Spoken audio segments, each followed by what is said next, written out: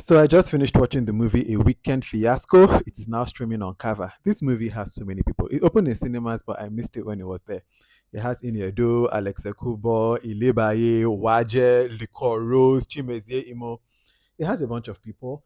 And so honestly, like I go into everything, I go with an open mind. But naturally too, we also have the context of the things that we've watched before and that we've known before. We have the gift of knowledge. So I've known that sometimes when a movie is this star-studded with all these familiar faces, and then I saw the trailer too. It's looking like something we've seen before. I wasn't really expecting much, but I said I will go in with an open mind because when I see myself thinking like that, I make a conscious effort to say, well, put that out of your mind and just watch this for what it is. So I entered into this with like, let me check this movie out for itself. Ultimately, what the movie is, without giving you spoilers, because this is the non-spoiler section, is it's about a couple who they are kind of having a rough patch, and then they go on a vacation, and during that vacation, like a weekend fiasco happens, right? So things now ensue. The film is okay. I would like it's okay. I feel like my biggest problem, I'm not going to give you any spoilers. My biggest problem with the film is that it's a very familiar story. And when you watch it, you see what I'm talking about. It's a very familiar story. This type of story has happened so many times of let's go on a vacation and then on the vacation, things happen. It's even the premise of Real Housewives of Lagos, that is not even a fictional program. But the biggest thing with stuff like that, and when you do a program like this or a film like this about secrets and lies and things come out, but especially when it's like a sort of cat and mouse that my wife doesn't know I'm here, my husband doesn't know I'm here. The biggest payoff, of course, is always the end, like when they now find out and what happens, because that's why we are all here, right? It's why at the end of the other woman on YouTube, Montana, at the end of part one, we were all like, hey, right? Because you need that payoff of what happens. And in this film, without giving you any spoilers, that payoff to me personally wasn't great. And so for a movie that you're watching something for a payoff, when the payoff itself isn't very great, it can feel end up feeling disappointing. Speaking of just some acting performances before I go into spoilers, Ilebaye, she's not an actress. She's not an actress, but she tried. Like she obviously doesn't broadcast as an actress, but she tried. The person that surprised me with how not good their acting was Wache. I thought Wache's acting would be better, but it's like she was just kind of like this, like I'm your friend that does. Like she was talking very like there was no acting really.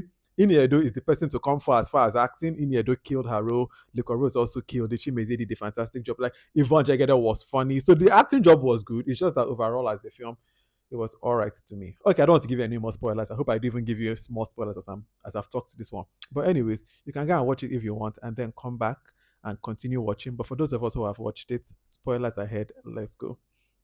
Now that we're in spoiler territory, let's talk about the film in totality. First of all, cheating is chronic.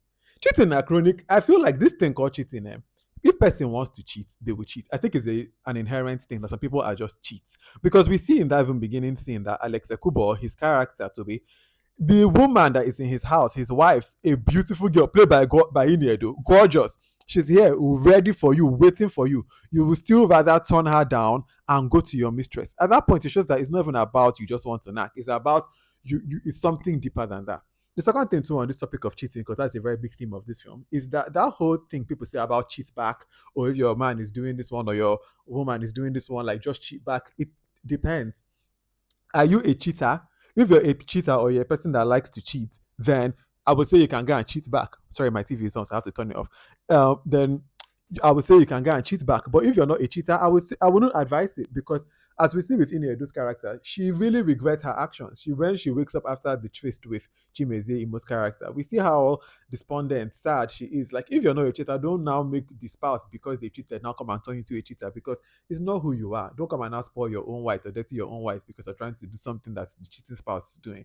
Cheating is not a medal of honor. Nobody who cheats pass. It's not worth it. Then to the characters, I say Emmanuel's character, that is Chimezie Imo. Are you a stalker? I guess at the beginning when they were having that, he was having that lunch with Ini Edo, and he's telling her, "Oh, I know this one about you. I know this one about you." I was like, "Hey, this one a stalker." And then this life, man, the person where you like, no even want you. The person where you wake on, they die for you. You don't want them, because Lizzie J's character, and Lizzie J brought the funny. But her character is really done for Chimezie's character, and we just see how he doesn't send for her. At the end, though, when he now comes back, I'm like, see this one. So now I know where left is. Now, because the other girl where you want can't dump you, now come my doorstep. Thank God she used broom sweep and come up for there, because I said, are you serious? Now you're coming back for me. Be so real. I like Liquorose's character. I think she really embodied that character well. I think on a character level, each person, so the actors did a good job. As far apart from like people I've talked about, like Waji, I just thought her acting was surprisingly not good because I've seen Waji do better and other things. But this one, I think she was just really like, let me just, I guess, like it was very random. Ilebaye, of course, I've talked about. Alex Okubo did not really give me much. I feel like, although the funniest part of Alex was when he brought that guinea fowl baby. That scene was hilarious. The guinea fowl baby, that whole scene was like the funniest part of this film for me. That was really funny. But Alex, I mean, he was okay, especially towards the end, which I don't know if that's a writing problem or an acting problem.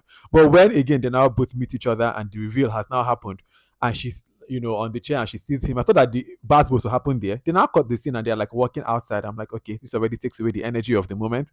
And then even in their walking, it's just like, okay, let's talk.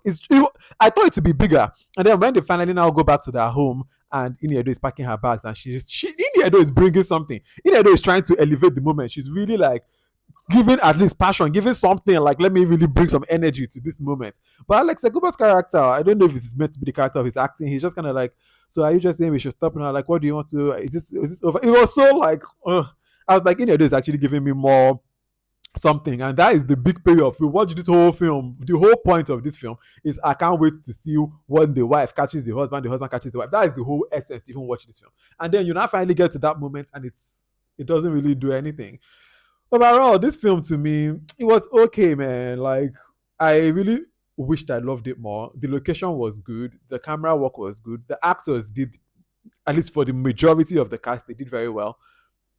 The script could have been better. I wish that there was more to the story than just because the whole thing just became.